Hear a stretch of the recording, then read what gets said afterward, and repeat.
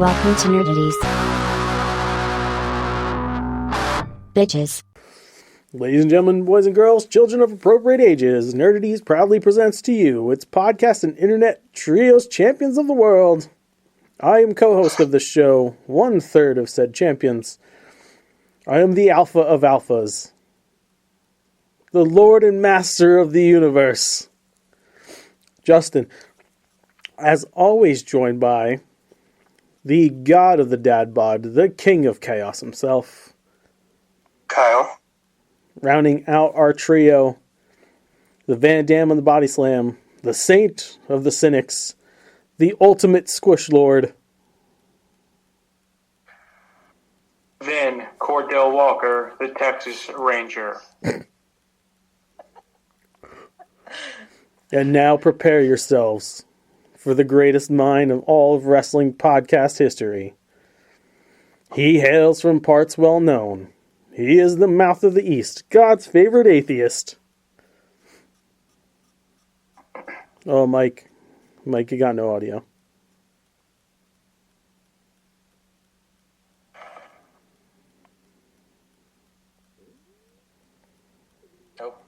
Nope, nothing.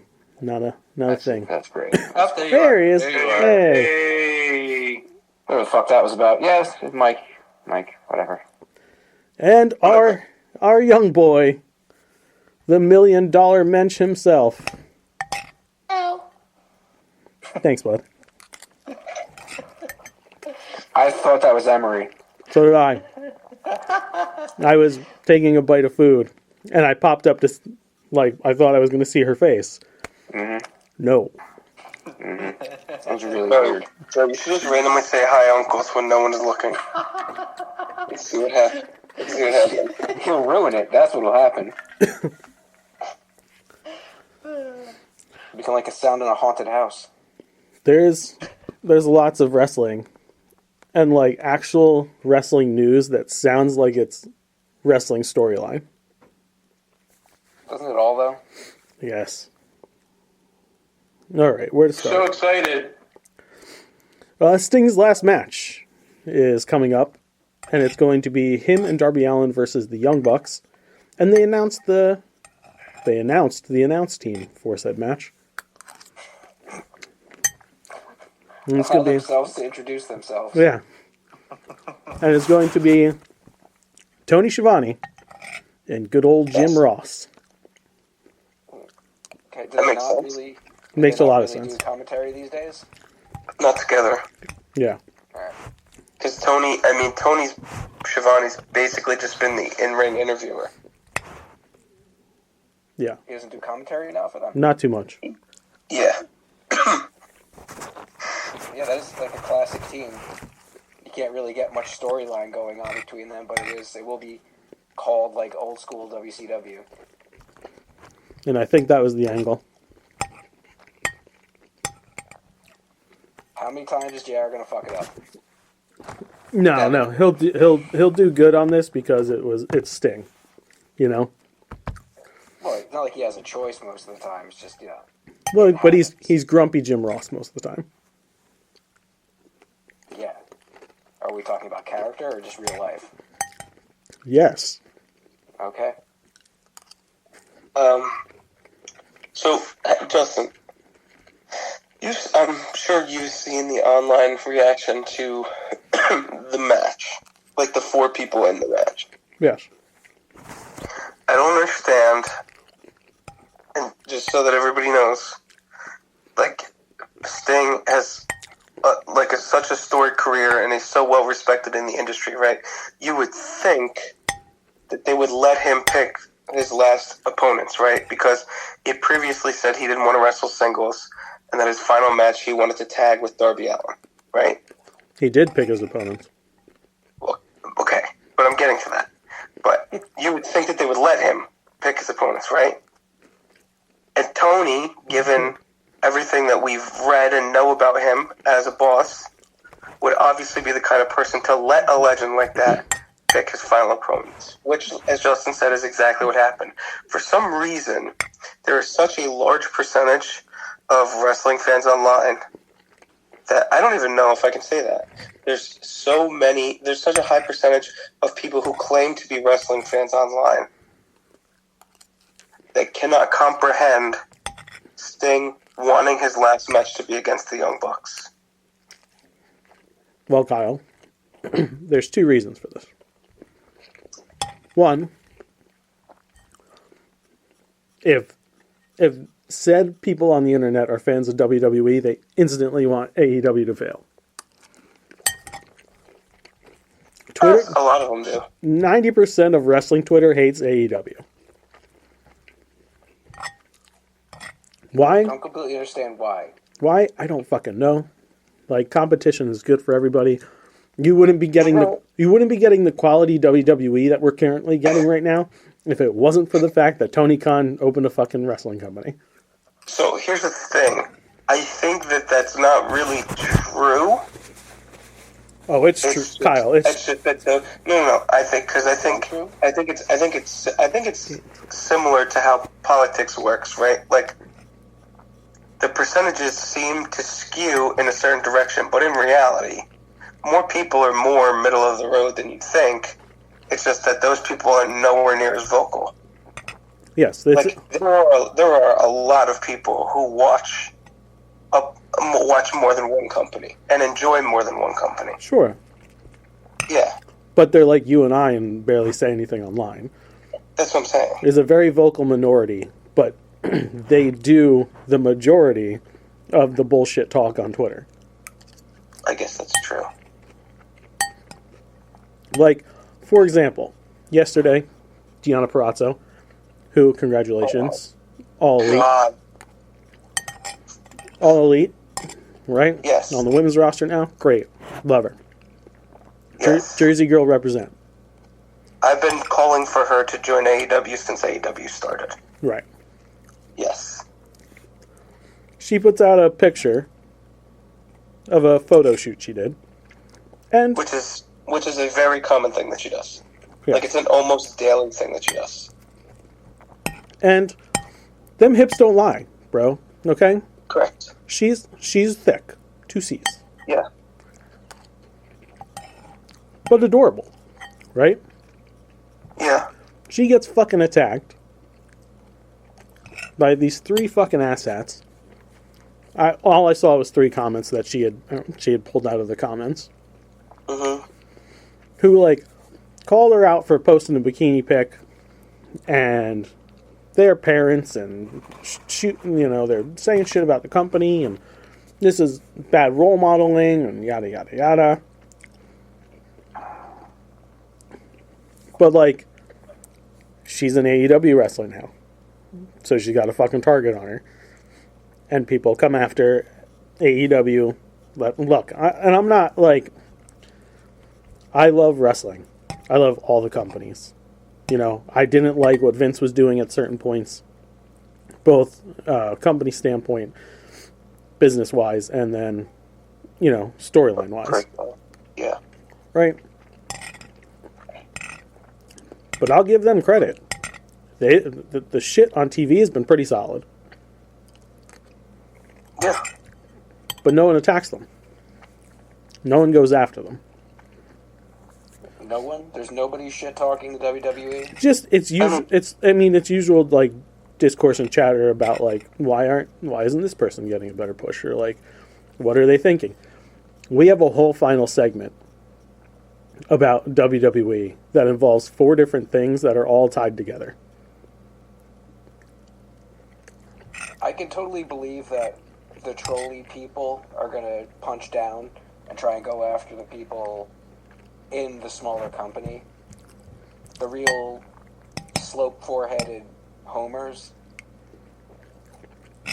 I just think that, like, I think the thing that frustrates me the most, right, are not the people who are like, I don't like the product. Because there are some people who just say that they don't like the product and then they move on. Right. Or there's certain people that say, like, I don't like this wrestler in particular. There are a lot of people who don't like the Young Bucks, and there are a lot of people who don't like Jon Moxley. I would say that the dislike for those 3 wrestlers exceeds the dislike for Kenny Omega now. Because Kenny Omega's been off TV or whatever. And with all this shit coming with Chris Jericho now, he's like on that list too. So there's like 4 big names that people like to shit on about AEW. And pretty much the rest of the roster is untouched in terms of being called out about anything or shit talked about anything. But I think the problem that I have with those kind of people are the people who, like, my biggest problem is the people who who call out AEW as if Happy birthday for Justin. yeah. Aw, thank Happy you. birthday for Justin. Thank you, Emery. Love you. These are Tiana pajamas. Anyway, so my biggest problem with people who shit on AEW are the people who shit on AEW because, like, of their crowd attendance, with the fact that they can't match necessarily week-to-week viewership of WWE. As if, even though the guy's dad is a billionaire, he's somehow supposed to wave a fucking magic wand and create the publicity that, like 50 years of continuous growth in a company has allowed. Like, Yeah. within, what is it, 4 years, 5 years now? Like, that's supposed to match the last 50 years of growth in another company. It's Apparently. absurd. Yes. Very fucking absurd. But this is this is wrestling internet culture. Yeah. Alright. Well, we talked about Diana, about that. Another reason that AEW sometimes seems to get itself in trouble, or finds itself on, trending for not great things, is because the owner sometimes should probably not log on to Twitter and read comments. And so another situation happened with Tony Khan last week. For those of you that don't know, Jinder Mahal made a return to Raw. For a segment we'll get into much more detail about in a little bit. But, he came in and he gets a title shot against Seth. For, no reason. And then Hook, over in AEW, who's 28-1, calls out Samoa Joe for a shot at the world title. And Tony Khan's he's like, this is the kind of stuff I'm talking about with, the bias. No one's talking about how Jinder Mahal just shows up on TV one night and gets gifted a title shot. But they're calling out Hook for getting a title shot. Who is, again, 28-1. Yeah, I mean, Tony's not wrong. He's not wrong. But Tony's also not being upfront with all of the facts. Sure. Most of Hook's matches have not come on TV. Fair. So, to say that he's 28-1 is great, but the viewers aren't going to see him as an unstoppable force. I mean, they did 2 years ago when he was on TV almost every week, and he won, 8 straight matches on TV in probably a 3-month span. Still consistent. Still on television. Jinder Mahal has been fucking nowhere. Yeah, I mean, it's true. The only thing he hasn't had a match in almost a year, I think it was. Yeah. Isn't that the standard WWE style now? Bring a person back, and they just cut to the front of the line? Depends on the person. style for a long time. Yeah, it's just surprising that it's Jinder Mahal. He's a guy that they've disrespected for like a decade. Well, it's funny Hold though, on.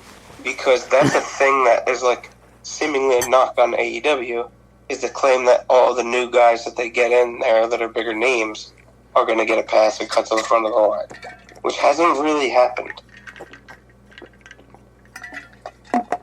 No. Especially with a legend like Sting, who just comes in there. They don't thrust a title on him. They're just like, No. all right, let's just do some work. Oh yeah, because he doesn't want one. Yeah. I mean, if they really wanted to, I think he would let them put a title on him just to give it some gravitas, some marquee to it. Because he just wants to help the company out. And if they can convince him that putting a strap on him will help the company, I think he can do it. But in both companies, in wrestling in general, and I guess it depends on where they are in their careers too, to an extent, but there are certain people, to your point, Mike, that can make a title, right? Like, I had my reservations about it early on, about the creating a new title, and then Seth carrying that title, being a title that would be carried in Roman's shadow.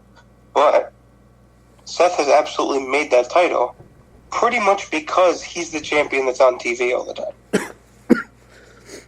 Yeah. So it's almost to the point where, and I don't know, Justin, if you fall into this category too, or if the average WWE fan falls into this category, but I almost forgot that the reason why he got that title was because they couldn't let Roman lose either of the titles that he had. I did not forget that, Kyle. Like, when I see Seth now, I don't automatically think, oh, that's like the third title in the company. I do. Which is what I thought early on. No, that thought has not left my mind. So yeah. We should advance. So Tony says this shit. The internet attacks him. Even Fox Sports and USA Network took digs at him. And then, like, people started really going at Tony, and they're like, how dare you, like, go after Jinder, blah, blah, blah. The only thing he mentioned about Jinder, nothing personally, was just that Jinder hasn't been on TV in over a year, and he comes back and gets a title shot. He didn't say he was a bad wrestler or anything. No. And mind you, these people are defending a man that at the time, when they put the fucking title on Jinder, everybody hated it. Yeah. Everybody. And now they're like, give Jinder his shot. You should have given Jinder a shot like 4 fucking years ago when he was the fucking champion. Was it a character hate, or he wasn't getting over? I mean, it was more than likely. I mean, most of it was he wasn't presented well enough, and that's the other thing too. Yeah. People are like being so precious about this. He hated the fucking gimmick. It's racist. It's just like any time anybody of any ethnicity is put on TV when Vince was running it. Oh, you're going to be an angry Arab who's going to wear all the face garb. Well, but like, why? Why can't I just be the dude from Ontario that I am? Yeah, yes, a big part of it was that he played the anti-America angle, and that automatically makes a heel in that company. But another part of it was, when he won the title, in a lot of fans' minds, he was like the fourth best option of people to win that title. I don't remember exactly who was in the running for it, but I think it was some kind of like, when he won, was it like a fatal 4-way or like an elimination chamber or something? Because when I remember him winning it, I remember it being kind of a shock that he was the one who won it. It was a huge shock. I think it was a multi-person match. Yeah. But I think it was at the time that, like, Roman was out with leukemia. Randy got hurt again. Yeah.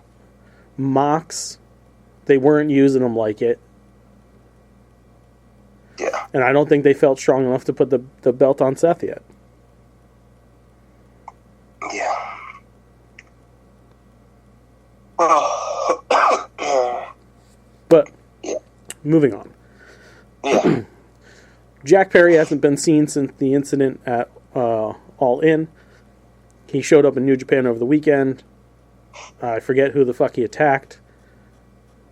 But he had an AEW contract. He ripped it up. And he put on a black armband that said Scapegoat. And so it looks like Jack Perry's going to be over in New Japan Strong for a bit. And I'm assuming eventually making another re-debut in AEW, but I don't see for like a couple months. Also, the former Mustafa Ali, or I think he's still using that, I don't fucking know. He announced that he's going to be having a match in Japan. Good for him. I'm glad he's out of the Fed. Yeah. Dolph Ziggler, or Nick Nemeth, if you will, made his debut all over the fucking place. He showed up in New Japan last weekend. He showed up at TNA the other night. He's blazing trails. Good for him. He looks good. I'm happy for him. I always felt they underutilized Ziggler. He didn't need to be like a multi-month-long champion, but like he would make, and he did make, a good transitional champion. Have you seen any of the interviews that he did recently? Yeah. Yeah, I mean, just the way he talks about the business makes me want him. Like, aside from the fact that he didn't really succeed for so many years, those interviews, like, double down on the fact that I want him to succeed so much. I would love to see him feud with, like, Cardona. Somebody like that. Or maybe like a Chris Bay would be a great person for him to feud with. Just somebody that's going to give a quality series of matches to keep his name in the conversation for as long as possible. Even if he doesn't win a title right away. Well, funny you mentioned Cardona, because they announced the match for GCW. Mm. So we got all that covered. Bailey and Mercedes Moné, a.k.a. Sasha Banks, were both in attendance, all hooded up, dark sunglasses, watching Naomi's potentially final match with the company the other night. Jordynne Grace took the title off of her. So it was cool. Friends being friends, you know. Yeah. Are you reading anything into that? Am I reading anything into that? I know for a fact Sasha did not sign anything with WWE. That the talks fell through. That the money was not what she wanted. Yeah. Well, at the time. They're not gonna. From all sources, she has signed with AEW. They're just waiting for the debut. They didn't want to do the double thing with Deonna to make Deonna not look like an important, yet. Yeah, I mean, it's kind of weird, right? Because like in WWE, even if they had given her all that money, she would have come in and she would have started off as like the fourth woman in line anyway. Because they still got Becky, right? They still got Bianca, and they still got why can't I think of her name? The one in Judgment Day. Why am I Rhea? blanking on her name? Rhea? Oh, yeah, Rhea Ripley. Yeah. Plus, I mean, you got Charlotte out there too. So. Well, Charlotte's out for a long time. Yeah. Right. But like when she comes back, she's gonna be right in the top spot again. Yeah. But then in like AEW, if she comes there, that women's division is incredible, right? But like, it's so incredible that it's almost to the point where AEW was a few years ago with the men, or even with the tag teams. Like, all of these people deserve the belt. How are you going to get it on all of them? Well, they have 2 fucking women's belts. Yeah, they have more than 4 women deserving of a title. I don't disagree with you. Yeah, But it's going to be crazy. if we go back like 4 months, they barely had anybody. Yeah, but that's the whole reason that WWE can't really get away. I mean, AEW can't really get away with giving someone a 2-year run with a title because there's so many people that deserve to hold it. It depends on the person. If you make a valid argument for someone to hold it long enough, then yeah. I mean, Britt Baker's kept herself off television because fans were complaining they were seeing too much of her. Right.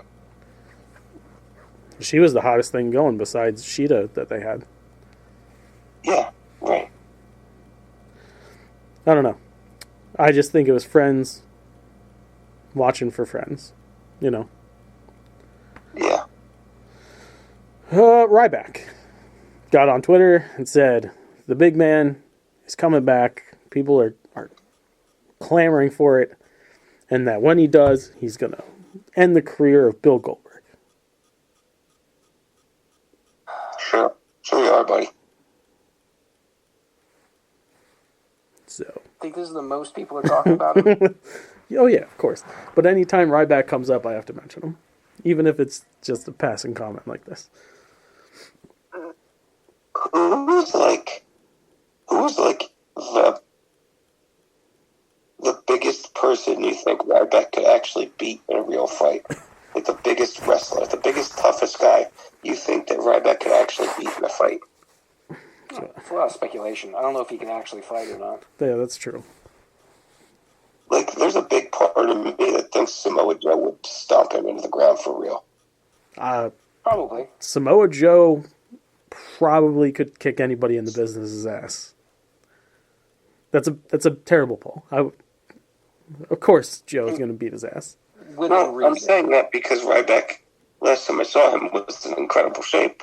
Samoa Joe is not necessarily known for his incredible shape. He's Samoan. Size matters not. He's also Samoan. Yeah. That's racist. It's accurate. Yeah, I don't know. I don't know who he could actually take in a fight because, again, I don't know how well he could fight. I think the I don't question think would he can. be, who's the most believable person? Like, who is it makes sense that he could beat in a wrestling match, that he could make it look good? Nobody. Because he's... Oh, the last part eliminates this question from existence. Yeah, he's a shit wrestler. Brian look, listen. Match with anyone? If there's anybody in the business who could try to get a good match out of him, it's Danielson. Oh, I throw AJ Styles in there too. Maybe AJ. Not anything on AJ's part.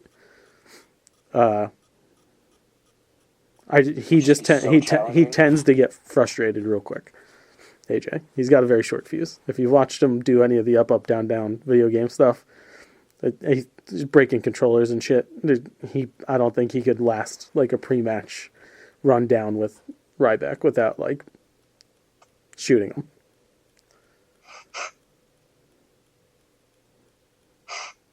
Okay, that's enough Ryback talk. Way too much Ryback talk. We've got like 5 minutes to end this, so let's go quickly into our last two stories.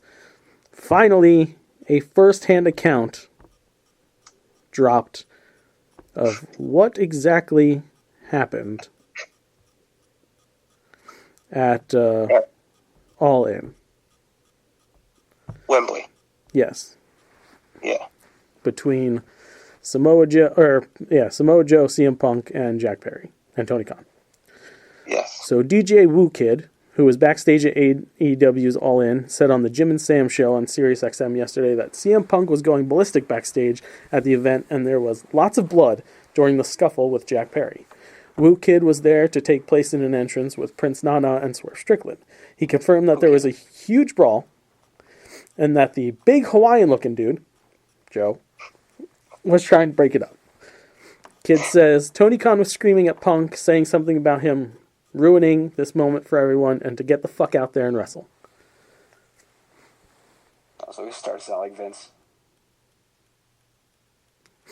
So it does seem that Punk started it. I mean, technically Jack Perry started it by being a shithead and saying something into the camera. Punk So- through the first rounds, most likely. Yeah. Yeah. I know we only have 5 minutes, so I'm not expecting an actual answer to this. But first of all, shout out to Samoa Joe. By all accounts, the savior of the event, or how he handled that backstage, and also the way he handled the match with Punk afterwards. But then the follow-up question is, so given that account, even though it doesn't specifically say what Perry did in the encounter, do you think that his quote-unquote suspension was all the work? No. Yeah. No, I think that Tony absolutely had to make an example because Jack started it. Jack started it, but Punk lost his shit about it. Yeah. You know? So they're both at fault. Like, Punk's a grown-ass man and could have just been like, fuck you, kid. And let it go at that, right? Gone out there, had a hell of a match with Joe, and then whatever. But he didn't. He let it fester and get to him like he always does, and then spectacle, right? But Jack Perry should have just done the spot and not looked into the camera and been like, real glass, cry me a river, because everybody knows what you were fucking doing. Yeah. Last bit here, then this is going to be a very abridged version. They hyped a big return on Raw 2 weeks ago. Out comes Jinder Mahal. The crowd's like, oh, fuck, this is kind of fucked up. But, like, you knew something was up. And then The Rock's music hit. The Rock comes out. He does the Rock thing. Yada, yada, yada. Says, why don't I sit at the head of the table? Blah, blah, blah. Setting up shit with Roman. The Jinder Mahal thing happens. And now, let's get into the Rock coming back. Everybody was like, oh, fuck, it's going to be Rock Roman at WrestleMania. And, like, some people on the internet were like, they're not going to do that to Cody. Cody's got to finish his story. And I was one of the people that was like, no, it's The Rock. The only place that The Rock comes back for a match is WrestleMania. It's WrestleMania 40. It's a big event. Well, it was announced today that Roman will not be at the next 2 pay-per-view events. It will only be scheduled at Mania. So, Cody Rhodes got fucked right after he signed a brand new contract. On top of this, Seth Rollins hurt his knee last night. So not sure. Really? Yeah. They said he was able to eventually walk around and put pressure on it, but that doesn't necessarily mean shit. He had to be helped out of the ring.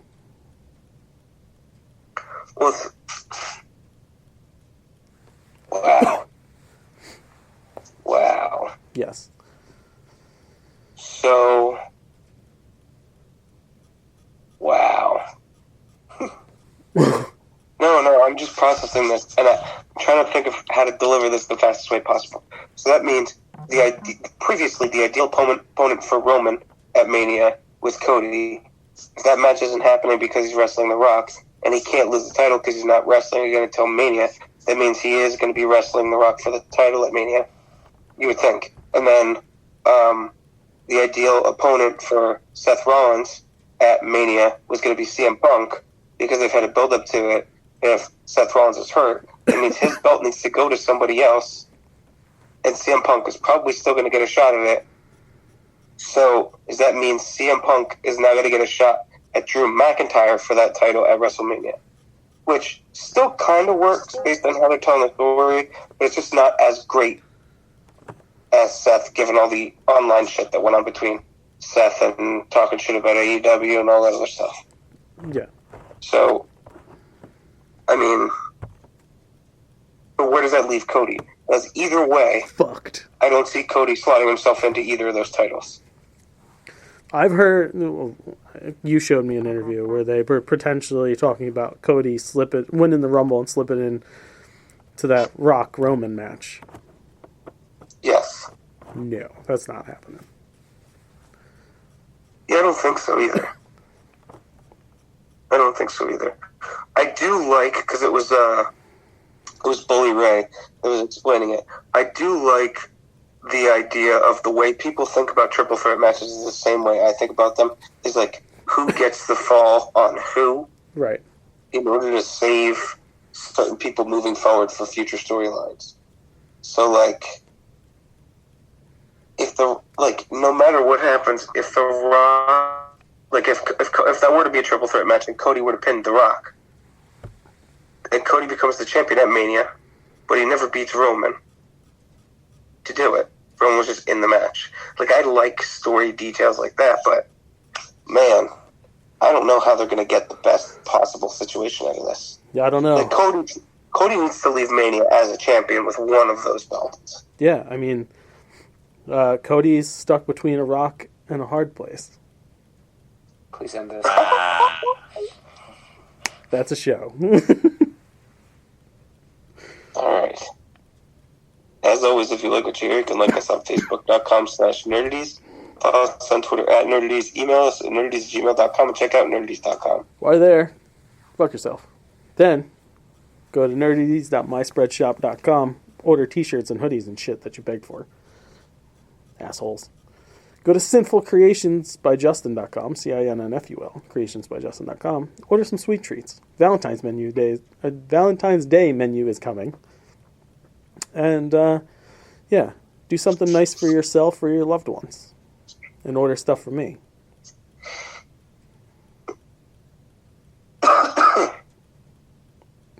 Joe? While you're there, go to youtube.com/nerdities. Wow, I'm getting some crazy echo in my headphones. Hit that, smash that subscribe button. Bash the crap out of that subscribe button. Hit the bell to get notified when new content is coming, because we're in 2024 and a boatload of new content is coming, including Nerd ETs, our cooking show, a couple short films, and a feature film. Maybe OnlyFans. Who knows? So if you want to sponsor any of these things and give us a budget, or sponsor the show and give us money, write to us at nerdities@gmail.com. We'll croon, we'll spoon, we'll talk about your business and or product.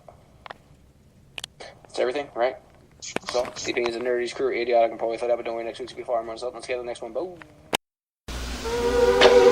Because of the end of civilization, the Clamp Cable Network now leaves the air. We hope you have enjoyed our programming, but more importantly, we hope you have enjoyed